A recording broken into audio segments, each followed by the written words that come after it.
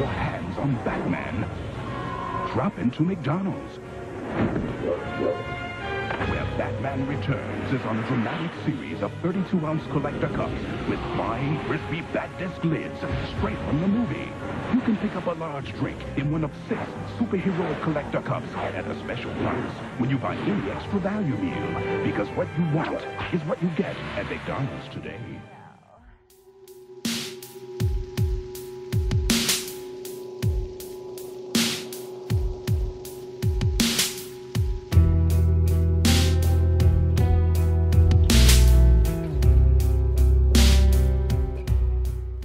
Cyberpunks and retro nerds, welcome back to another episode of Neon Trash. Johnny Rocket here, along with Tommy the Hammer, and tonight it's all about the sequel. And normally you think of sequels like, what's going to live up to the first movie? Well, I think Batman Returns lives pretty darn close up to the Batman '89. I know you covered that yourself on this channel, much to my chagrin. I totally would have watched that because I love that one too, but I also really love this one as well.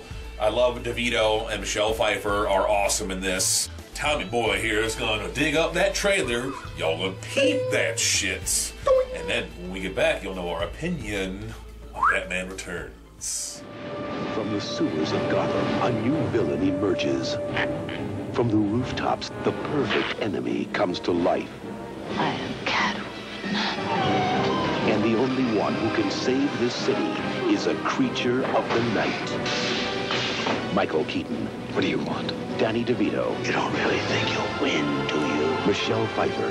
Batman Returns, June 19th. Directed by Tim Burton. We just got done watching Batman Returns, and it was so much fun to return to this awesome sequel. Maybe some folks might complain there wasn't quite enough Batman in it. I think there was plenty of Batman in it. I think it was actually really well balanced between the three of them, honestly. You know, a pinch of good old early 90s CGI, but it's funny seeing it now. I mean, you see it now, but back then, it was just amazing. It was just so cool to see all the armor come around the car, you know? It was cool to see those camera angles swooping through the cemeteries and shit. Like, you didn't really notice it then. So, does it look a little dated to, you know, our eyes now? Sure, a little. But, I mean, think of this is 30 years old now. Like, this is just, I mean, this is one of the best sequels out there. I mean, it's so hard to replicate that kind of success, you know, because usually when something is done the first time, it's fresh, it's new, it's exciting, you know, so to be able to do it again and execute at the same level is just fantastic. And I think, like, Tim Burton's one of the few directors that can really pull it off. Me and John are in the interesting place with this movie because, I mean, we grew up with Batman, we grew up with the comics, video games, you name it, action figures, and then, of course, the Tim Burton movies. So when Batman '89 came out, it was a game changer. In a way, you kind of had to be there. I mean, everyone had Batman fever. This is a couple years after the original Batman movie came out by Tim Burton, and everyone was, I mean, they were priming the pump. They wanted more Batman, they wanted more Tim Burton, they wanted more Michael Keaton, and he gives it to you. He gives it to you fully. I mean, this is Tim Burton to the 10th power. I mean, every scene. Top of his game. Yeah. Right? Top of his game. Oozes his style. It oozes his sentiment. It oozes his sense of humor. You could view this as an alternate reality or an Elseworlds if you're a DC comic book fan.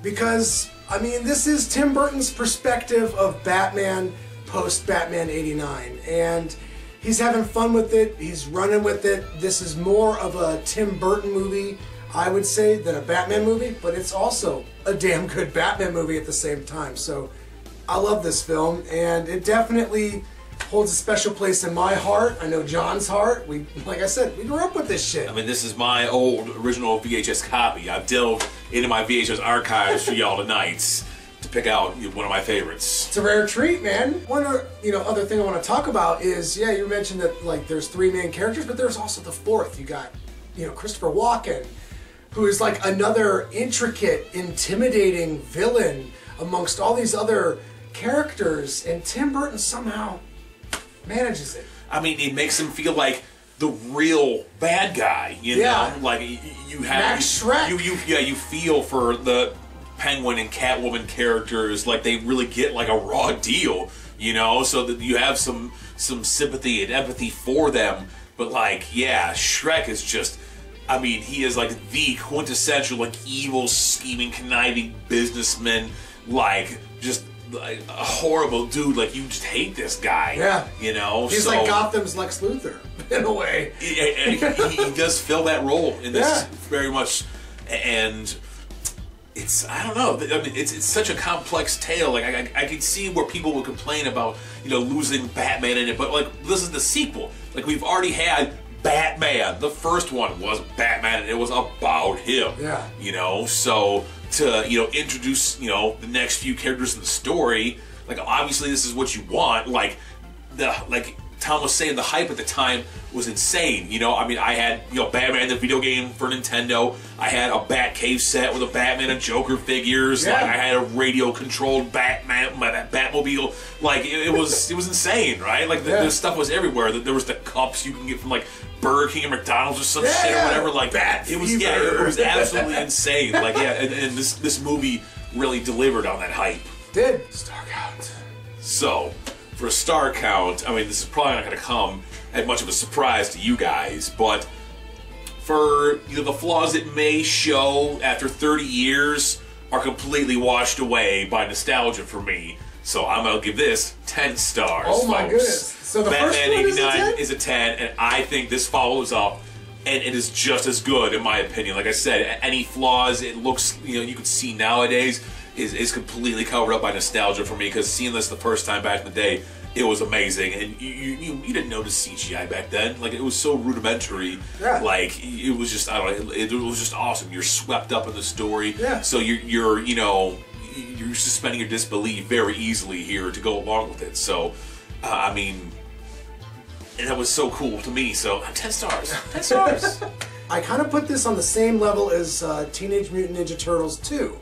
Which is another really good sequel that I just don't think is on par with the original. So without actually going back and reviewing Batman 89 for what I gave it in terms of a star count, I gotta say right off the rip here, I'm gonna say Batman Returns is a solid 8.5.